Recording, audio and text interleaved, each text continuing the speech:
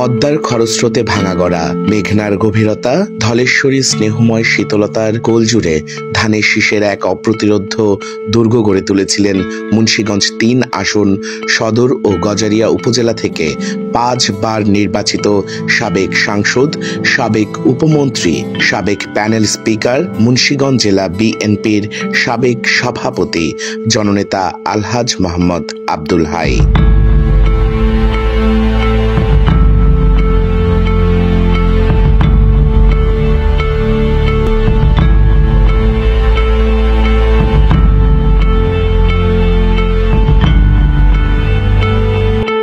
যুগের বদল হয় নতুন যুগের সূচনায়।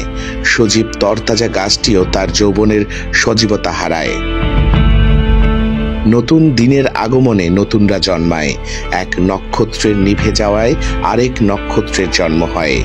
মুন্সিগঞ্জ জেলা বিএনপির নক্ষত্র জননেতা আলহাজ মোহাম্মদ আব্দুল হাই শারীরিকভাবে অসুস্থ হলে নেতৃত্ব শূন্য জেলা বিএনপির নেতৃত্বে আসেন জননেতা মোহাম্মদ মহিউদ্দিন।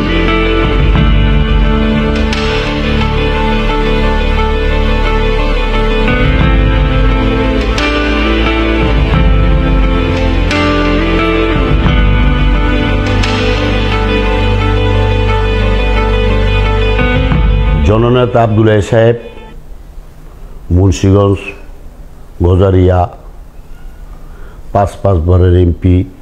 আমি হরঙ্গা কলেজ থেকে ৮০ সালে লেখাপড়া করার পরে ৯১ সাল থেকে আমি সক্রিয়ভাবে এই জননেতা আব্দুল হাই সাহেবের পিছনে কাজ করে যাচ্ছি। উনি আমার যে নির্দেশ দিয়েছে, জনগণের কাছে যেইভাবে গেছে আমি প্রত্যেকটা কাজ সেইভাবে তার অনুসরণ করে মানুষের পাশে দাঁড়াচ্ছি। এখন উনি অসুস্থ থাকার পরে আমি মোটামুটি গজারিয়া বলেন, মুন্সিগঞ্জ সদর বলেন, বিভিন্ন জায়গায় এমন কোনো জায়গায় নাই যে আমি কাজ করে না যাচ্ছি। আশা করি আমাদের বাংলাদেশ জাতীয়তাবাদী দল এই মুন্সিগঞ্জ এবং সদর বাংলাদেশ জাতীয়তাবাদী দল ঐক্যবদ্ধ আছে। ইনশাল্লাহ সামনে আমরা ঐক্যবদ্ধ থাকব। জননেতা মোহাম্মদ মহিউদ্দিন রাজনীতির এমন এক সময়ে নেতৃত্বে আসেন যে সময়টা দেশের রাজনীতির ইতিহাসে সবচেয়ে দুঃসময়, ঘন কালো অন্ধকার, ফ্যাসিবাদের দুঃশাসন চলমান। এমন ঘন অন্ধকারেও নেতা কর্মীদের মনের আলোর মশাল হয়ে জ্বলে উঠেছিলেন ফ্যাসিস্ট স্বৈরাচারী হাসিনা পতনের আন্দোলনে।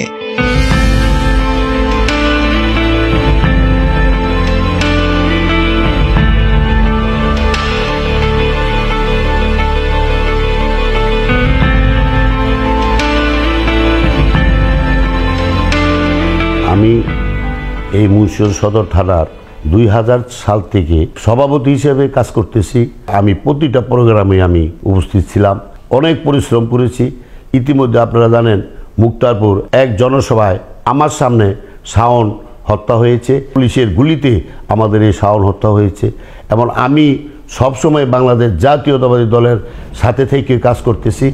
আমি চিৎকার করে কাঁদিতে চাহিয়া করিতে পারিনি চিৎকার, বুকের ব্যথা বুকে চাপাই নিজেকে দিয়েছি ধিক্কার।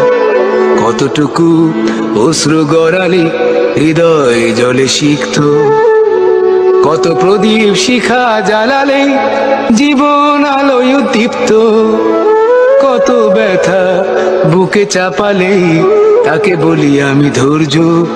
নির্মমতা কত দূর হলে জাতি হবে নির্লজ্জ। আজও কানে ভাসে সেই কথাগুলো, কে জানে হবে যে শেষ কথা। নিয়তির ডাকে দিলে যে সারা, ফেলে গেলে শুধু নীরবতা।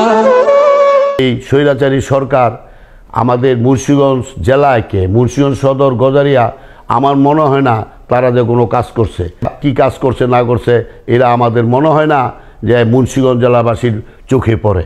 জনগণের দোয়ায় যদি আমরা ক্ষমতা আসি তাহলে এটা ঢিলেঢালা কাজ হবে না। খুব দ্রুত এই মুন্সিগঞ্জ জেলারবাসী যাতে কষ্ট না হয় সেই ব্যবস্থা আমরা নিব। জননেতা মোহাম্মদ মহিউদ্দিন রাজপথে অপ্রতিরোধ্য শক্তি হিসেবে দলের সকল কর্মসূচি সফলভাবে সম্পন্ন করেছেন।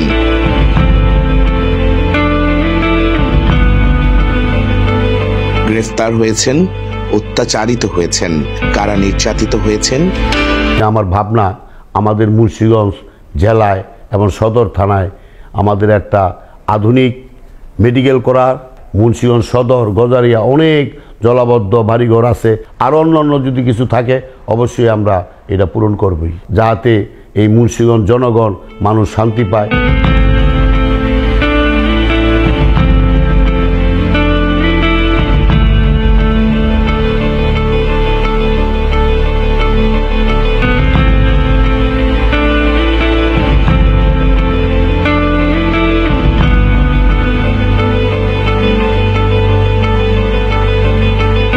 আমাদের মুন্সিগঞ্জ হরঙ্গা কলেজ যারা পড়তেছে শিক্ষা হারটা মোটামুটি প্রত্যেকটা ছাত্রছাত্রী ভালো। আমরা অবশ্যই যদি বিএনপি ক্ষমতা আসে, ছাত্রছাত্রীদের আশা যে এটা এই ভার্সিটি করা, তো ইনশাল্লাহ আমরা এটা ভার্সিটি করব।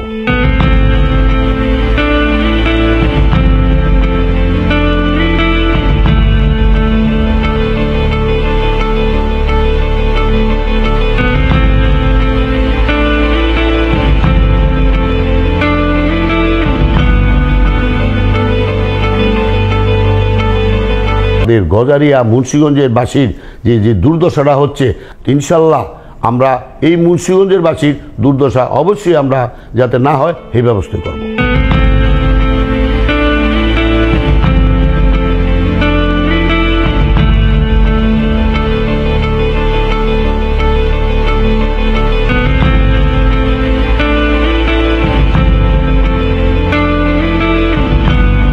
ভবিষ্যৎ যদি আমাদের বাংলাদেশ জাতীয়তাবাদী দল ক্ষমতায় আসে, তো এই মুন্সিগঞ্জ জেলা আমরা সন্ত্রাসী, চাঁদাবাজি, এই সমস্ত কোনো কার্যকলাপ আমাদের বাংলাদেশ জাতীয়তাবাদী দল করতে দিবে না। আমি আশা করব জনগণকে সাথে নিয়ে ইনশাল্লাহ জনগণের খেদমত করব এবং জনগণের পাশে থাকব এবং জনগণের সাথে সবসময় আমাদের চলাফেরা থাকবে।